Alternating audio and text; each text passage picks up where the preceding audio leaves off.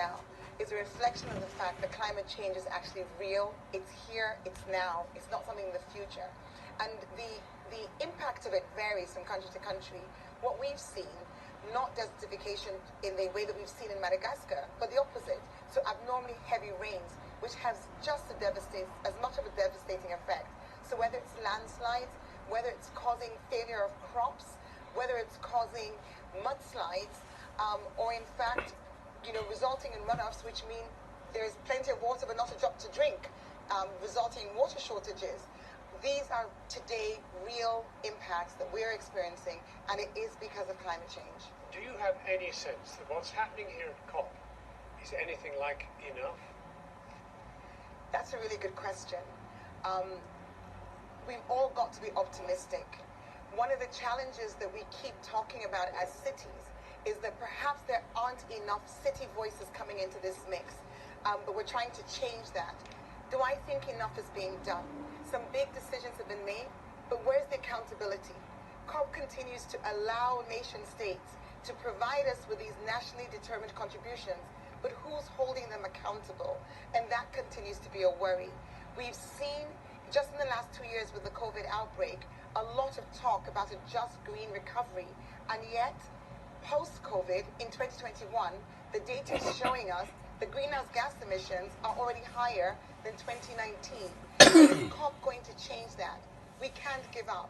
One of the earlier reports said we must remain optimistic, and we must continue to push and go behind maybe the nation states to the private sector. Push we must. We can't give up.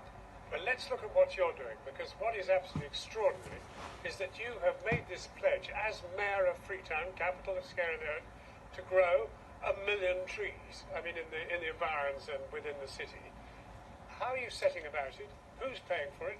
Where are the trees coming from? Great. So Freetown, the Tree Town, is our plan to plant 1 million trees. We launched it in January 2020, and it's got a number of key features. The first one, to your point of who's paying for it, we started off with absolutely zero money. Communities got involved, diaspora, but really the big money has come from the World Bank and JEF, but it's still not enough. It's been enough to get us 550,000 trees into the ground. Planted. My God. But we also said grow, and this is key. So we have in our city tree stewards. Anybody in our city can be a tree steward, but really importantly, every single tree has a unique identifier. It's tracked in a tree tracker app, which is custom made. And then we've got tree growers, over 600 jobs created, and their job is to make sure those trees grow. Every month they get paid based on the growth of the trees that's uploaded in their phones. So that brings us sustainability. And finally, I would say that one of the things which this whole climate discussion needs to really get under is where is the finance coming from? 550,000 in the ground. We're still raising, it's looking good, but we're still in the process of raising the money for the remaining 450,000 trees. What we've done in Freetown, bringing communities on board, ensuring that we're tracking, monitoring these trees so that they grow, is a good example of what can be done. Here is a southern state, a southern country, doing something very, very positive. What do you talk about China? Is China doing this? There's not much evidence of it. And surely China needs to do it. Russia needs to do it. We all need to do it. Planting trees, increasing our carbon sink is really important. And I know that the UK government has made a pledge towards doing that. But when you talk about China, Russia, America, I think where we're going to be starting is reducing the greenhouse gas emissions. As cities, we've pledged in C40 cities, we've had 1,000+ cities pledged to go net zero by between 2030 and 2050. But what we really need to ensure is happening with the big emitters is that they're reducing greenhouse gas emissions.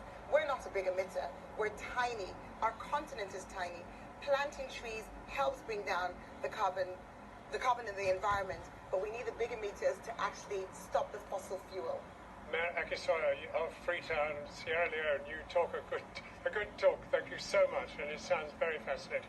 Kathy. Thanks, John. Tonight's main news. World leaders are leaving the COP26 summit after agreeing deals to slash methane emissions and to protect the world's forests.